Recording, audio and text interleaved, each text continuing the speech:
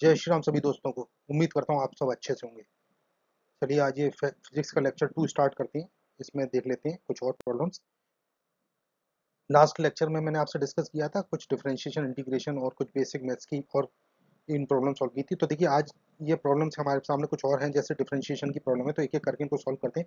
First problem है आपका y equal to 3x⁴ plus 2/x² plus log x।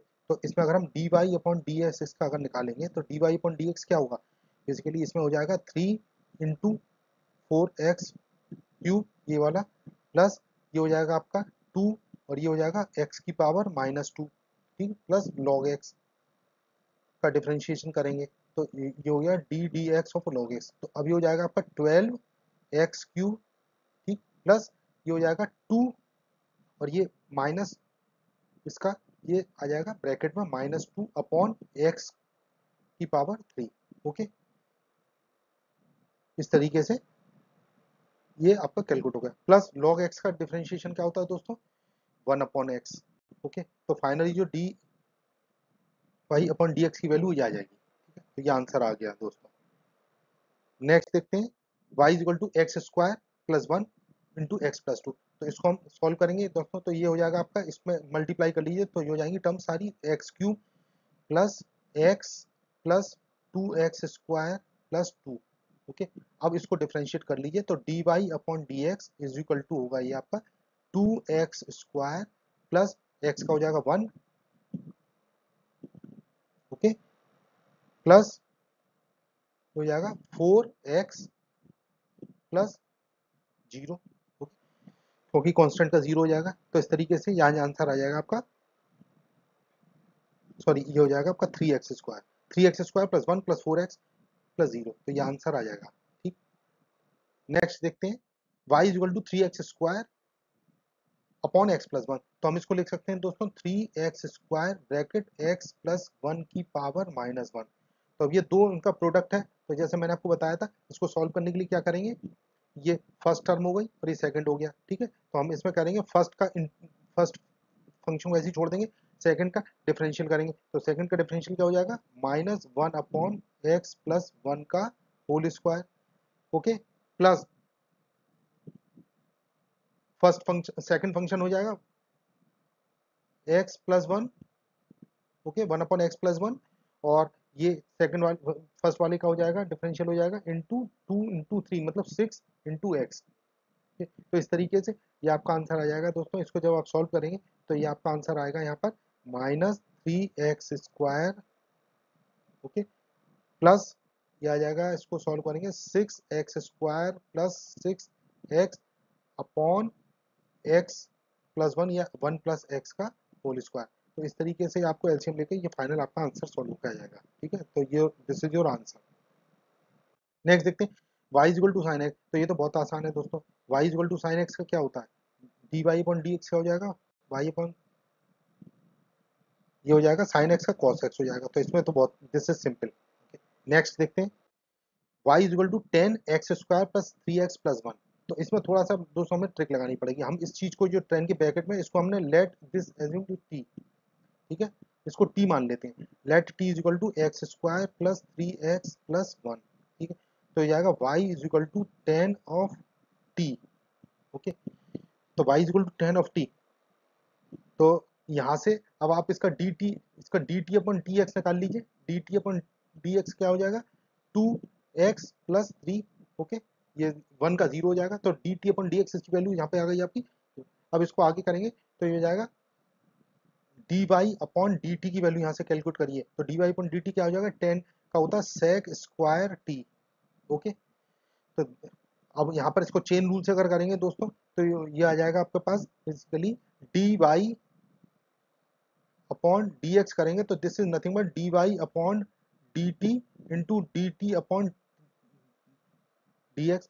तो ये फाइनल आंसर आ जाएगा sec square t into dt/dx। ये वैल्यू कितनी दे रखी है हमारे पास, 2x प्लस 3 दे रखी है, तो 2x प्लस 3, और sec स्क्वायर t की जगह रख दीजिए sec स्क्वायर t। ये दोस्तों ये चेन रूल है हमारा, तो t की जगह हम वैल्यू रख देंगे x square plus 3x plus 1 bracket, और ये 2x प्लस 3 ये नेक्स्ट ब्रैकेट हो गया दोस्तों। तो इस तरीके से ये आंसर आपका सॉल्व हो के आ जाएगा। ओके, नेक्स्ट देखते हैं y equal to 3 cos x plus 7 e की power x plus log x square plus 1। तो इसको बहुत आसानी से सॉल्व कर सकते हैं। ओके, तो यहाँ पर देखिए dy अपॉन dx को निकालने के लिए क्या करना है हमको, अलग सब तीनों टर्म्स को डिफरेंशिएट करेंगे। तो पहला वाला हो जाएगा -3 cos का होता है sin x, तो -3 into sine x plus 7 e की पावर x का डिफरेंशियल e की पावर x ही होता है, प्लस अब ये 1 log x का होता है 1 अपॉन 1 प्लस एक्स स्क्वायर होता है, या 1 अपॉन एक्स स्क्वायर प्लस, और इसका अलग से करना पड़ेगा आपको। तो बेसिकली ये हो जाएगा आपका 2x। ठीक है, चेन रूल से जैसे हमने आपको समझाया था। तो इस तरीके से ये आपका सॉल्यूशन होके आ गया। तो इस तरीके से आपके फाइनल ये सारे पार्ट्स यहाँ पर सॉल्व हो गए। ठीक, अब नेक्स्ट देखते हैं। अब एक इंटीग्रल है हमारे पास, ये डेफिनेट इंटीग्रल के सवाल है दोस्तों। डेफिनेट डेफिनेट इंटीग्रल है। अब डेफिनेट इंटीग्रल में क्या है, लोअर लिमिट और अपर लिमिट दे रखी है, तो हम एक एक करके सॉल्व करते हैं इनको। चलिए देख लेते हैं। फर्स्ट पार्ट है 0 से 2 के बीच में 4x³ plus 2x square plus 2x plus 1। तो इसको सॉल्व करने का क्या तरीका है, देखिए। अब ये तो बहुत सिंपल है, इसको आप करेंगे जब इंटीग्रेट करेंगे तो इसका इंटीग्रेशन क्या आएगा, यहाँ से देखते अलग अलग इंटीग्रेट कर लीजिए। तो इसका हो जाएगा 4x to the power 4 upon 4, क्योंकि हमने पढ़ा है x की पावर n का इंटीग्रल क्या होता है, x की पावर n dx का इंटीग्रल होता है, क्या होता है x की power n plus 1 upon n plus 1। ये मैंने आपको लास्ट लेक्चर में समझाया था। तो यहाँ से ये आ जाएगा, ठीक। प्लस 2 एक्स स्क्वायर हो जाएगा x³ upon 3 plus 2 into x का हो जाएगा एक्स स्क्वायर बाई 2 और प्लस 1 का हो जाएगा x। तो अब इस पे आप लिमिट लगा दीजिए 0 से 2। तो ये अपर लिमिट है और ये लोअर लिमिट है, तो अपर लिमिट और लोअर लिमिट माइनस करती हैं, अपर में से लोअर माइनस कर देती है। तो यहाँ पर इस तरीके से आ जाएगा। ये आ गया आपका। इसको एक बार और सॉल्व कर लेते हैं। 4 से 4 कैंसिल हो जाएगा, तो ये एक्स की पावर 4 बचेगा। ये हो जाएगा 2/3 x³ और ये हो जाएगा एक्स स्क्वायर और ये होगा x in the limit 0 to 2। अब इसको सॉल्व कर लेंगे दोस्तों। तो हम पहले लोअर लिमिट रख, लोअर लिमिट तो खैर 0 है, आसान हो जाएगा यहाँ तो, बट अपर लिमिट 2 है, तो 2 की पावर 4 प्लस 2/3 इंटू 2 का क्यूब प्लस 2 का स्क्वायर प्लस 2। ठीक है, माइनस ये होल टर्म 0 हो जाएगी क्योंकि लोअर लिमिट 0 है इसकी। तो यहाँ पर देख लेते हैं ये कितना हो गया, 16 प्लस ये हो जाएगा आपका 2/3 इंटू 8, तो ये हो जाएगा 16/3 प्लस ये 2 2 जा 4 और ये प्लस 2। ठीक, तो फाइनल आंसर जो आ जाएगा आपका, इसको अगर आप सॉल्व करेंगे तो ये आएगा 16 4 20 और 2 22 ये हो गया, और 16/3 ये हो गया। ठीक है, तो अब इसको करेंगे तो कुल मिला के आ जाएगा आंसर पर 82/3, क्योंकि ये हो गया 22 या 66 और 16 82/3, ये आंसर आ गया दोस्तों। इस तरीके से ये क्वेश्चन सॉल्व होगा। नेक्स्ट क्वेश्चन क्या है हमारा यहाँ पर, ये देखिए नेक्स्ट वाला क्वेश्चन है हमारा 0 से π/4 लिमिट में sin x और cos x। तो हम इसको कर लेंगे सॉल्व, आसानी से सॉल्व होगा, वेरी सिंपल। sin x का इंटीग्रल क्या होता है, sin x का इंटीग्रल माइनस cos x। ठीक, sin x का इंटीग्रल माइनस cos x हो गया, प्लस cos x का इंटीग्रल माइनस cos x का इंटीग्रल sin x, और लिमिट यहाँ पे लगाएंगे आप 0 से π/4। ठीक, तो इसको किस तरीके से सॉल्व करेंगे, तो यहाँ पर लिख लेंगे माइनस cos π/4, अपर लिमिट रखेंगे पहले, प्लस sin π/4।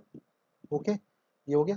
अब माइनस, अब ये ब्रैकेट के अंदर लोअर लिमिट आएगी, तो माइनस का cos 0 degree plus sign of 0 degree. ठीक है, अब यहाँ से देख सकते हैं माइनस cos π/4 होता है 1/√2 प्लस साइन π/4 इज ऑल्सो 1/√2।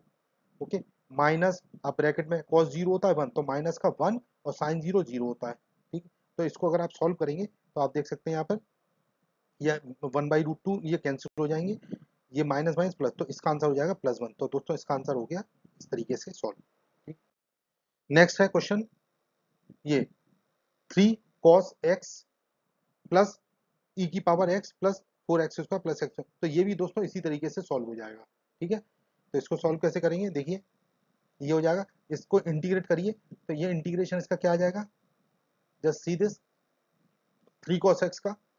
तो यहाँ पर देखिए cos x का इंटीग्रल क्या होता है, 3 cos x का इंटीग्रल होता है sin x प्लस ई की पावर x का ई की पावर x ही होगा, प्लस 4 एक्स स्क्वायर का हो जाएगा x³ अपॉन 3 प्लस x का हो जाएगा x²/2 और प्लस 5 का हो जाएगा 5x। ठीक है, प्लस सम कांस्टेंट। तो इस तरीके से आप इस क्वेश्चन को सॉल्व कर सकते हैं। ओके, अब ये है आपका 2 से 4 में dx by x, तो यहाँ पर हम जानते हैं कि 1/x का इंटीग्रल होता है log x, ये log x हो गया इन द लिमिट 2 to 4, तो ये हो जाएगा log 4 माइनस log 2। ओके, तो log 4 माइनस log 2 को हम log की प्रॉपर्टी से लिख सकते हैं, log 4/2 मीन्स log ऑफ 2। तो दोस्तों इसका आंसर हो गया log 2। अब नेक्स्ट देखते हैं, ये भी आसानी से क्वेश्चन सॉल्व होगा। देखिए इसको करने के लिए क्या करेंगे, इनके इंडिविजुअल इंटीग्रल को सॉल्व कर लीजिए। तो sin x का इंटीग्रल क्या होता है, cos x, ठीक, sin x का integral minus cos x plus 1/x का क्या होता है,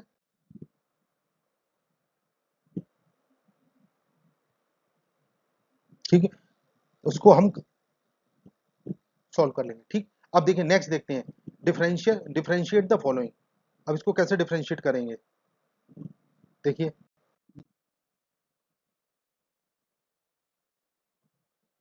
तो हम करते हैं पहले इसको solve. y is equal to sine x upon x plus cos x, तो इसको सॉल्व करने का क्या तरीका है, sine x upon x plus cos x, तो dy अपॉन dx क्या हुआ, तो y इज इक्वल टू मैं लिख सकता हूँ साइन एक्स, ठीक, साइन एक्स को ऐसे ही लिख दिया मैंने और ब्रैकेट में लिखा x plus cos x inverse, ठीक। तो ये देखिए इसको सॉल्व करने के लिए फर्स्ट फंक्शन हमारा साइन एक्स है और सेकंड फंक्शन हमारा cos, तो फर्स्ट फंक्शन को ऐसे ही लिख देंगे dy अपॉन dx अगर मुझे चाहिए तो, ठीक है, dy अपॉन dx चाहिए तो साइन एक्स इसको ऐसे लिख दिया, सेकंड फंक्शन का डिफरेंशियल, तो सेकंड फंक्शन का डिफरेंशियल क्या होगा, ये देखिए ये हो जाएगा minus 1 into x plus cos x की पावर -2 डिवाइडेड, ये हो जाएगा, ठीक है, साइन एक्स और फर्स्ट फंक्शन इंटू सेकंड का differential plus second function into first का इंटीग्रल, तो ये हो जाएगा 1 upon x plus cos x, ऐसे लिख दिया, और साइन एक्स का इंटीग्रल क्या होता है कॉस एक्स, ठीक है। तो जब आप इसको सॉल्व करेंगे दोस्तों, तो थोड़ा वीडियो लंबा ना हो तो मैं इसको जल्दी से सॉल्व कर देता हूँ। तो ये आंसर आ जाएगा मेरे पास माइनस का साइन एक्स, ओके, माइनस का साइन एक्स आएगा यहाँ पर, और ये ब्रैकेट में आ जाएगा 1 minus cos x, 1 minus sine x, sorry 1 minus sign x upon x plus cos x का होल स्क्वायर, प्लस इधर आ जाएगा ये आपका cos x upon x plus cos x. तो अगर इसको फाइनली आप सॉल्व करके लाएंगे तो आंसर इस तरीके से आ जाएगा आपका, फाइनल आंसर मैं लिख देता हूँ 1 minus sine x plus x cos x, और इसको डिवाइड हो जाएगा, ये कितना है एक्स प्लस कॉस एक्स का होल स्क्वायर। तो दोस्तों ये हमारा आंसर हो गया, ठीक। अब ये देख लेते हैं दोस्तों, y इज इक्वल टू ई की पावर x log x, तो अब dy अपॉन dx चाहिए मुझे इसमें, तो यहाँ पर क्या करेंगे, फर्स्ट फंक्शन हमारा e की पावर x है फर्स्ट फंक्शन, ये आपका सेकंड फंक्शन है, तो dy अपॉन dx निकालने के लिए क्या करेंगे, फर्स्ट फंक्शन मतलब e की पावर x इंटू सेकंड का differential 1 upon x plus second function मतलब log x और फर्स्ट का इंटीग्रल e की पावर x, ठीक। तो इस तरीके से आंसर आ गया आपका e की power x upon x plus e की power x into log x। तो दोस्तों ये आंसर आ जाएगा। अब दोस्तों कुछ क्वेश्चन हम कर लेते हैं स्ट्रेट लाइन के, ठीक है, क्योंकि ये सब फिजिक्स में यूज होता है, स्ट्रेट लाइन के कंसेप्ट भी यूज होते हैं। तो इनमें देखिए यहाँ पर पूछा area of triangle formed by line y minus x equal to 6, x axis and y axis is this. तो अब देखिए यहाँ पर क्या करना है, हमें पहले तो ये बना देना है ये लाइन जो है वो कैसे जा रही है, तो y minus x is equal to 6 है, इज इक्वल टू मतलब y minus x is equal to c, तो x एक्सिस पे इंटरसेप्ट निकालना है, तो x एक्सिस पे इंटरसेप्ट निकालना है, तो y को 0 कर दीजिए, ठीक है, तो मतलब -6 हो जाएगा, यहाँ पर देख सकते हैं आप x की वैल्यू -6 हो जाएगी, और जब y एक्सिस पे इंटरसेप्ट निकालना है तो x को 0 कर दिए, तो यहाँ पर हो जाएगी आपकी 6, ओके, यहाँ पर अगर x को 0 करेंगे तो यहाँ पर 6 हो जाएगी, इसका मतलब ये लाइन जो पास हो रही है इस तरीके से पास हो रही है, ठीक। तो ये तो लाइन हो गया, और वो कह रहा है एक्स एक्सिस और वाई एक्सिस, तो मतलब हमें ये जो जिसको मैं शेड कर रहा हूँ इसका हमें एरिया निकालना है। तो ये ट्राइंगल हो गया दोस्तों, तो ट्राइंगल का एरिया कितना हो जाएगा, ट्राइंगल का एरिया जो हो जाएगा हाफ बेस इंटू, बेस कितना हो गया यहाँ पर 6 इंटू हाइट हो गई 6, ठीक, तो ये हो गया 18, तो इसका आंसर हो जाएगा दोस्तों सी वाला 18 हो गया, ओके। नेक्स्ट देखते हैं, if straight lines 3x plus 4y is equal to 3 and 6x minus by is equal to 3 are perpendicular to each other, find b। तो दोस्तों यहाँ पर हमें एक चीज देखनी है, देखो एक तो इक्वेशन देख रखी है 3x plus 4y is equal to 3, ठीक, और एक दे रखी है मुझे equation 6x minus b by is equal to 3। तो इसका मतलब क्या है दोस्तों, तो this implies 3x plus 4y, तो यहाँ पे मैं लिख सकता हूँ y is equal to, basically देखिए इसको अगर उसमें लिखेंगे -3/4x प्लस 3/4, हमने इसको y is equal to mx plus c में कन्वर्ट कर लिया। तो दोस्तों ये जो x का जो प्रोडक्ट है इसको मैं सर्किल कर रहा हूँ, ये इसका स्लोप हो गया, ठीक। तो यहाँ पर इसका स्लोप कितना हो गया, स्लोप इसका निकाल लीजिए दोस्तों, स्लोप की वैल्यू होगी यहाँ पर -3/4, ठीक। इसी तरीके से यहाँ पर देख लीजिए आप, यहाँ पर लिखेंगे y इज इक्वल टू, यहाँ पर लिख सकता हूँ मैं 6/b, इसको मैनिपुलेट कर रहा हूँ इंटू एक्स प्लस 3/6, इस तरीके से लिख सकते हैं। तो यहाँ से स्लोप कितना हो जाएगा, यहाँ से स्लोप निकाल लेंगे 6/b। अब वो कह रहा है दोनों परपेंडिकुलर हैं दोस्तों, तो दो परपेंडिकुलर होने के लिए, फॉर परपेंडिकुलर, दो जो लाइन परपेंडिकुलर जो होती है, जब दोनों के स्लोप जो होते हैं उनका प्रोडक्ट बराबर -1 हो, तो हमारे पास दोनों के स्लोप है m1 ये है और m2 ये है।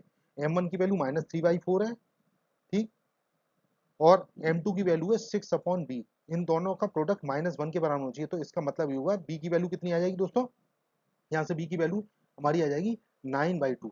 तो इसका आंसर हो जाएगा आपका डी वाला। तो दिस इज द सॉल्यूशन। अब नेक्स्ट देख लेते हैं, देखिए coordinates of the point which divide the distance between a and b in the ratio 1:2। तो देखिए मैं दो पॉइंट बना लेता हूँ यहाँ पर, ठीक है, ये यहाँ पर ये a पॉइंट है, इसके कोऑर्डिनेट होगा 0 2, और एक जो पॉइंट बी है इसके कोऑर्डिनेट है हमारे 4 0, ठीक है। अब इनको डिवाइड करने वाला एक पॉइंट है इसके बीच में, कहीं मान लीजिए यहाँ पर मैंने कोई सी पॉइंट ले लिया है, ठीक है। तो यहाँ पर देखिए ये 1:2 में कर रहा है, इसका मतलब 1:2 में, ये 1:2 में इसको लाइन को डिवाइड कर रहा है। तो यहाँ पर जो x1 y1 होगा, ये देखिए ये x1 हो गया, ये y1 हो गया, a के कोऑर्डिनेट, तो b के कोऑर्डिनेट हो गए x2 और ये y2 हो गया, ठीक। तो हम जो जो पॉइंट हमें निकालना है, कोऑर्डिनेट निकालना है, उसके कोऑर्डिनेट्स मान लीजिए x और y मान लेता हूँ। तो दोस्तों हमने जैसे 10th में पढ़ा है, तो बेसिक फॉर्मूला क्या होता है, उसका कोऑर्डिनेट x कैसे निकालूंगा, x का फॉर्मूला निकालने के लिए मैं करूंगा a into x2 plus b into x1 upon a plus b, ये फॉर्मूला होता है, ठीक है। तो उसके आधार पे a और b कितना है, मतलब 1:2 का रेशियो में कर रहा है। ये देखिए यहाँ पर क्वेश्चन में दिया है 1:2, इसका मतलब a की वैल्यू जो है 1 है और b की वैल्यू 2 है, रेशियो। तो यहाँ पर वैल्यूज रख दीजिए आप। तो जब यहाँ वैल्यू रखेंगे तो a की जगह 1 लिखा और b x2 की जगह मैंने क्या लिखा, देखिए x2 की वैल्यू यहाँ पर 4 है, ये देखिए b के जो कोऑर्डिनेट्स है, तो x1 y1 x2 y2, तो ये वैल्यूज रखता गया, प्लस ये हो गया b का वैल्यू 2 है और यहाँ पर x1 की वैल्यू कितनी है, 0 है, divided by a plus b, मतलब 1+2। तो ये आंसर आ जाएगा हमारा, ये आंसर हो गया 4/3। इसी तरीके से दोस्तों y का वैल्यू आप निकाल लीजिए। y का वैल्यू कैसे निकलेगा, सेम फॉर्मूला आएगा a into y2 plus b into y1 upon a plus b, ठीक है। तो जब इसको आप सॉल्व करेंगे, वैल्यूज को फीड करेंगे, तो इसका आंसर भी 4/3 आएगा। इसका मतलब कोऑर्डिनेट्स कितने हो गए, 4/3 4/3, ये आंसर आ गया। इसका मतलब इसका आंसर जो है वो सी हो गया, ये सी वाला ऑप्शन ठीक है। Find the gradient of the line 3x plus 5y, तो -2 इक्वल टू 0। तो ये अब हम इसको क्या करेंगे दोस्तों, हाँ ये जो इक्वेशन दे रखा है हमारा 3x plus 5y minus 2 is equal to 0, इसको मैं लिख लूंगा, मैनिपुलेट कर लूंगा y is equal to m x plus c वाले फॉर्म में, क्योंकि यहाँ से m जो होता है स्लोप होता है। तो इसको मैनिपुलेट करके मैं इस तरीके से लिख सकता हूँ दोस्तों, देखिए -3/5 इंटू एक्स प्लस 2/5, इस तरीके से आ जाएगा। तो यहाँ पर इसको कंपेयर कर लिए स्टैंडर्ड फॉर्मूले से, तो यहाँ पर ये इसका स्लोप हो गया। तो स्लोप यहाँ पर हो गया आपका -3/5, ठीक है। ग्रेडियंट का मतलब दोस्तों स्लोप होता है, ग्रेडियंट या स्लोप एक ही बात है। इसका मतलब इसका आंसर हो जाएगा आपका -3/5। तो ये आपका आंसर ए ठीक है। हम नेक्स्ट देखते हैं, find out x intercept of line 2x plus 4y minus 7 equal to 0। तो यहाँ पर देखिए, यहाँ पर लाइन है ये 2x plus 4y minus 7 equal to 0, ठीक। तो यहाँ पर इसका वो बना लेते हैं, डायग्राम बना लेते हैं दोस्तों। तो 2x plus 4y minus 7 equal to 0, तो हमें इंटरसेप्ट निकालना है। तो अगर y पे इंटरसेप्ट निकालना है तो x को 0 कर दीजिए। तो यहाँ पर x को 0 करूंगा तो क्या हो जाएगा, y इक्वल टू 7/4, ओके। इसी तरीके से x करूंगा तो यहाँ पर मेरे को यहाँ पर इस तरीके से आ जाएगा, इस तरीके से आएगा। एक इंटरसेप्ट ये b है और एक इंटरसेप्ट यहाँ पर a है, ठीक है। तो इंटरसेप्ट यहाँ से आप निकाल लीजिए, तो 2 एक्स इंटरसेप्ट चाहिए मुझे, तो वहां पर y की वैल्यू 0 रख दीजिए, तो 2x plus 4y minus 7 is equal to 0। तो यहाँ पर मुझे x इंटरसेप्ट चाहिए, तो मुझे y को 0 रख देता हूँ, यहाँ पर आ जाएगा। तो 2 into x plus 4 into 0 is equal to 7, means x is equal to 7/2। तो इसका आंसर हो जाएगा 7/2, सी वाला पार्ट ओके। अब दोस्तों हम बात करते हैं थोड़ा ज्योमेट्री में मैथमेटिकल कर्व्स के ऊपर भी देखिए क्वेश्चन आते हैं, ठीक है। तो मैंने कुछ टॉपिक्स में जो इंपॉर्टेंट टॉपिक उसमें से 4-4, 5-5 क्वेश्चन यहाँ पर लेके चल रहा हूँ, जिससे आपको सारी चीज़ों का रिवीजन हो जाएगा, जिससे आगे आने वाले चैप्टर्स में आपको आसानी से चीज़ें समझ में आ सकें, क्योंकि ये बहुत काम की चीज़ें हैं। जैसे हमारे कोनिक सेक्शन है, कोनिक सेक्शन में सर्किल, इलिप्स, पैराबोला और हाइपरबोला, ये हमें 4 चीज़ें समझनी होती हैं। तो यहाँ पर हम केवल नीट फिजिक्स के हिसाब से यहाँ पर इसको हम वर्कआउट कर रहे हैं, ठीक है। तो सिंपल चीजों पर बात करेंगे। Which of the following is an equation of circle. तो दोस्तों इक्वेशन ऑफ सर्किल जो होती है जनरल वो होती है एक्स माइनस ए का whole square plus y minus b का whole square is equal to r r square, ये होता है। यहाँ पर ए और बी कोऑर्डिनेट्स है और उसका रेडियस है, ठीक है। तो ए बी मतलब जो है उसका सेंटर होता है सर्किल का, ए बी और जो होता है तो सेंटर होता है, और आर जो होता है वो आपका रेडियस होता है, ठीक है। अब देखिए ये जितनी भी इक्वेशन दिखी उनमें से सारी इक्वेशन को आप इस फॉर्म में लिख सकते हैं, तो सर्किल है, अदरवाइज तो सर्किल नहीं है। तो जैसे फॉर एग्जांपल ये वाली फर्स्ट वाली इक्वेशन देखिए, x square plus y square equal to 2 square. तो यहाँ पर ए और बी 0 रख दीजिए, तो again this is the equation of circle, a okay. दूसरी इक्वेशन देखिए दोस्तों, x square y plus y square equal to 2 square. तो ये इक्वेशन किसी भी हाल में हमारी स्टैंडर्ड इक्वेशन से मैच नहीं करती, इसका मतलब ये आंसर नहीं है, सर्किल का इक्वेशन नहीं है। इसी तरह से थर्ड इक्वेशन भी आपकी मैच नहीं करती, तो ये भी नहीं है। तो फाइनली जो हमारा आंसर होगा ए होगा, ठीक है। अब नेक्स्ट देखते हैं which of the following is an equation of parabola. अब देखिए पैराबोला वाली जो इक्वेशन है उसमें आपको बहुत इंपॉर्टेंट चीज है, पैराबोला के बारे में आपको दो चीजें याद रखनी है। देखिए पैराबोला की इक्वेशन दो तरीके से बनती है, एक तो होती है y equal to a x square plus b x plus c, या फिर हो सकती है x equal to a y square plus b y plus c. तो दोस्तों ये जो इक्वेशन डिपेंड करती है पैराबोला जो है किस डायरेक्शन में हो रहा है। जैसे अगर एक्स एक्सिस जैसे इस तरीके से चल रहा है, या फिर पैराबोला आपका इस तरीके से है, या फिर ऐसा हो सकता है, किसी भी तरीके का पैराबोला हो सकता है। तो उसका मुंह किधर की तरफ खुल रहा है, ओपन ओपन, अगर ऊपर की तरफ हो रहा है तो ये वाई वाला फॉर्मूला है, ये वाला इस तरीके का फॉर्मूला रहेगा। अब ये जो आपका जो पैराबोला का जो वर्टेक्स है ना, ये ओरिजिन पे भी हो सकता है, शिफ्ट भी हो सकता है, जैसे कि पैराबोला इस तरह भी हो सकता है, या ये भी हो सकता है, ये भी, तो कुछ भी फॉर्म हो सकती है। तो हमारा कहने का मतलब ये है कि पैराबोला की अगर इक्वेशन लिखनी है तो पैराबोला की इक्वेशन के लिए हमने जो आपको स्टैंडर्ड फॉर्मूले बताए हैं, स्टैंडर्ड जो इक्वेशन बताई है उससे आप इसको मैच करके देखिए। For example x square equal to 4ay, ठीक है। तो यहाँ पर देखिए ये हमारी इससे मैच करती है, किससे मैच कर रही है, ये वाली से। यहाँ पर देखिए, अब यहाँ पर देखिए इसको मैं फॉर्मूला कैसे लिख सकता हूँ, x square is equal to मैं लिख सकता हूँ यहाँ पर, यहाँ पर देखें आप, एक ये वाली जो फॉर्मूला है x square is equal to 4a/, है ठीक। तो x is equal to 4a/, ठीक है। तो यहाँ पर मैं इसको लिख सकता हूँ y इज इक्वल टू, इस फॉर्मूले से मैच कर सकता हूँ, y is equal to 1/4a into x square plus 0 into x plus 0। तो ये वाली इक्वेशन मैच कर गई, इसका मतलब ये पैराबोला की इक्वेशन है। इसी तरह से y square is equal to 2 square into b x, ये भी आपकी मैच कर जाएगी, और x square is equal to c y भी मैच कर जाएगी। देखिए मैं दिखा देता हूँ एक और एग्जाम्पल लेके, जैसे x square is equal to c y है, तो वाई की जगह हम क्या लिख सकते हैं, 1/c into x square plus 0 into x plus 0। तो ये वाली फॉर्मेट इससे मैच कर गया। कहने का मतलब है सारी इक्वेशंस आपकी पैराबोला है, तो ऑल ऑफ दिस इसका आंसर हो जाएगा, ओके। तो इसका आंसर डी हो गया। नेक्स्ट क्वेश्चन है find the radius r and the coordinate of centre C of the circle. अभी मैंने जैसे आपको बताया था, तो एक्स स्क्वायर, सॉरी, इसको x square x minus a का whole square plus y minus b का whole square is equal to 4, ठीक है, दैट इज 2 स्क्वायर। तो इसको स्टैंडर्ड से कंपेयर करेंगे तो यहाँ पर बच्चों ये हो गया आपका, ये देखिए 3, ठीक है। तो ए की वैल्यू यहाँ पर 3 हो गई, और वाई की वैल्यू यहाँ पर 0 है, ठीक है। तो इसका सेंटर क्या हो गया, सेंटर इसका हो गया 3 और 0, और इसका रेडियस कितना हो गया, रेडियस हो गया इसका 2। तो इसका आंसर कौन सा हो जाएगा, 2 यूनिट्स और 3 जीरो, ओके, 2 यूनिट्स और 3 जीरो, तो ये आंसर आ जाएगा इसका, ओके। अब नेक्स्ट देखते हैं ये कर्व ऑफ हाइपरबोला। देखिए हाइपरबोला हमेशा सिमेट्रिक होता है अपोजिट कोऑर्डिनेट्स में, तो ये वाला आंसर हो जाएगा। ये तो एलिप्स हो गया आपका, ये नहीं है। इसी तरह से ये पैराबोला, ये भी नहीं है, तो इसका आंसर हो जाएगा ए, दिस इज हाइपरबोला। अब नेक्स्ट है, अब हम कुछ क्वेश्चन देखिए, अभी एक एक और है ये क्वेश्चन इसमें, ये particle is moving in such a way that sum of its distances from two fix points always remain constant path of particle is. अब देखिए यहाँ पर थोड़ा सा हमें समझना पड़ेगा, जैसे हम इलिप्स बनाते हैं, इलिप्स में जो इस तरीके से होता है, ठीक है, तो इसके किन्हीं भी दो पॉइंट्स पे आप ले सकते हैं, दो पॉइंट्स फिक्स पॉइंट मान लिए मैंने F1 और F2, ठीक है। तो ये जो फिलिप्स का जो इलिप्स का जो सर्कमफ्रेंस है, इसके किसी भी पॉइंट पे अगर इन दोनों पॉइंट्स को आप इनको कंबाइन कर देंगे, ठीक है, इसको ज्वाइन कर देंगे, तो ये वाले जो दोनों पॉइंट्स हैं इनका सम, मतलब ये दोनों जो, मतलब इनका सम हमेशा कांस्टेंट होता है। तो आप लिख सकते हैं कि in ellipse sum of the distances of any point on ellipse from F1 and F2, मतलब ये जो फोकल पॉइंट्स या फोकस पॉइंट्स कहलाते हैं ना, ये कांस्टेंट होता है हमेशा, which is nothing but the example of ellipse. तो इसका आंसर हो जाएगा सी।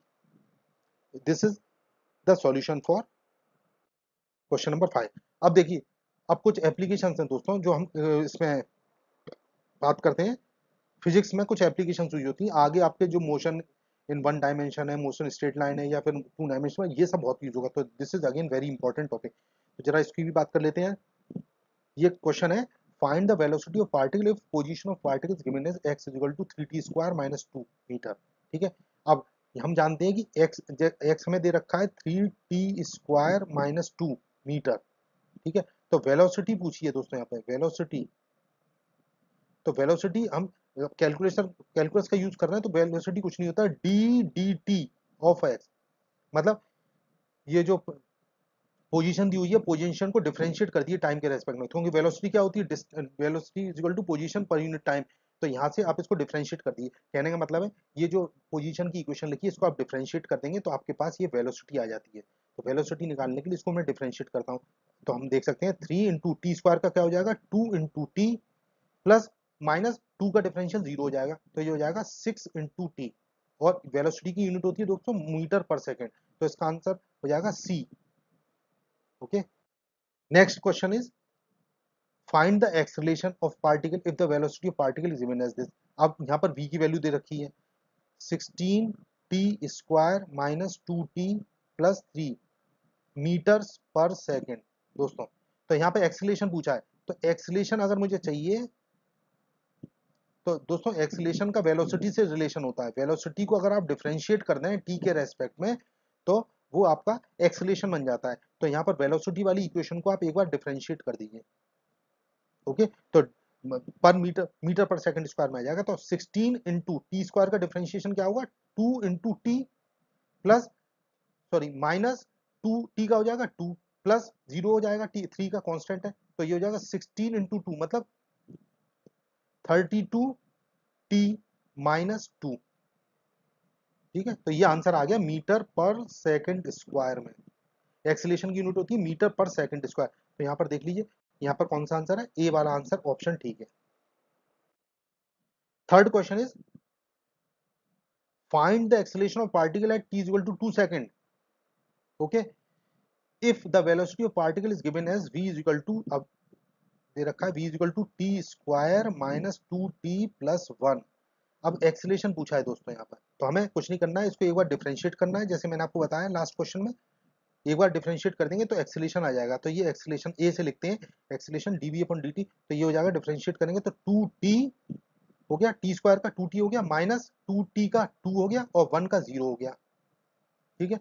अब t इक्वल टू 2 सेकंड पर निकालना है, तो पुट t इक्वल टू 2, तो for t equal to 2 second a की वैल्यू कितनी हो जाएगी, 2 × 2 माइनस 2, ओके, तो 4 माइनस 2 मतलब 2 मीटर पर सेकंड स्क्वायर, तो इसका आंसर हो गया 2 मीटर पर सेकंड, इसका आंसर थर्ड वाला C, sorry B part, this is the answer. Next देखते हैं, velocity of a particle as function of displacement is given by v is equal to v x की power half, then the displacement as function of time। तो देखिए दोस्तों यहाँ पर अब ये इंपॉर्टेंट क्वेश्चन है, v is equal to दे रखा है b x की पावर 1/2, ठीक है। अब हम जानते हैं कि यहाँ पर जो आपका ये जो वेलोसिटी है और डिस्प्लेसमेंट में रिलेशन बताया गया है, ठीक। तो यहाँ पर हम एक काम करेंगे, इसको लिख सकते हैं हम v इज इक्वल टू, लिख सकते हैं b under root x, okay, तो इस तरीके से हम इसको लिख दिया। अब यहाँ पर हम क्या करेंगे, dx अपॉन dt निकाल लीजिए, dx अपॉन dt निकालेंगे।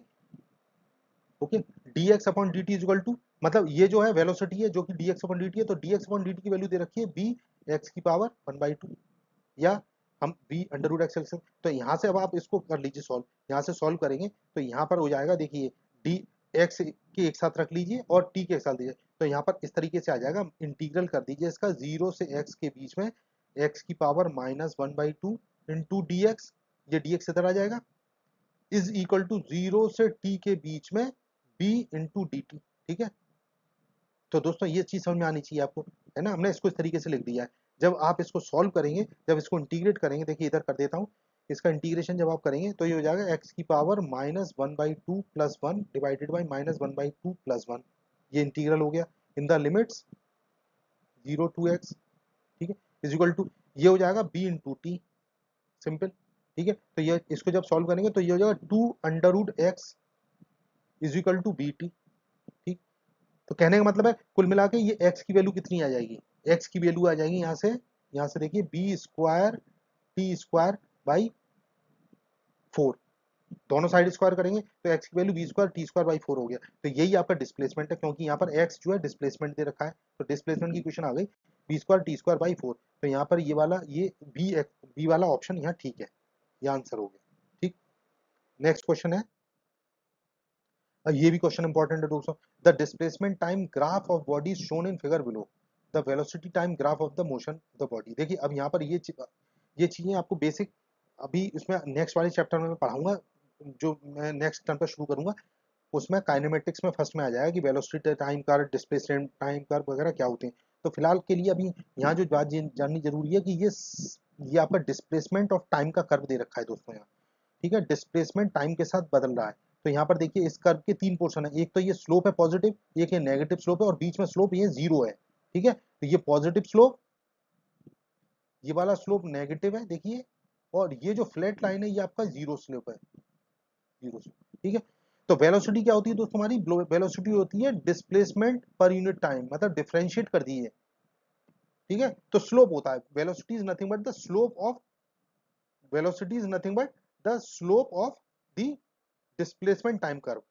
ठीक है, तो इसका स्लोप क्या है, ये देखिए इस तरीके से चल रहा है, तो ये स्लोप इसका डिफरेंशिएट करेंगे तो स्लोप कांस्टेंट है। ठीक है, तो यहाँ पर देखिए, यहाँ ये स्लोप इसका कांस्टेंट हो गया इस वाले इसमें देखिए, फिर उसके बाद t1 से t3 के बीच में स्लोप 0 हो गया है, तो वेलोसिटी यहाँ पर 0 हो जाएगी। तो यहाँ देखिए इन चारों ऑप्शन में ये वाला आपका, ये देखिए यहाँ पर देखिए, ये वाले ऑप्शन में ये वेलोसिटी यहाँ पर 0 है। ओके, ये वेलोसिटी 0, यहाँ पर वेलोसिटी कांस्टेंट है, और सेकंड वाले में वेलोसिटी अब ये नेगेटिव हो गई है, ये देखिए यहाँ पर, तो ये वेलोसिटी नेगेटिव हो गई है। तो ये वाला ऑप्शन ठीक आपका इस केस में होगा। ठीक है, तो ये इंपॉर्टेंट क्वेश्चन था, इसका आंसर डी इसका करेक्ट आंसर है। तो दोस्तों ये था आज का वीडियो, आपको कैसा लगा कमेंट करके बताएं। तो मेरा वीडियो देखने के लिए आपका बहुत बहुत धन्यवाद। आपका दिन शुभ हो। जय श्री राम।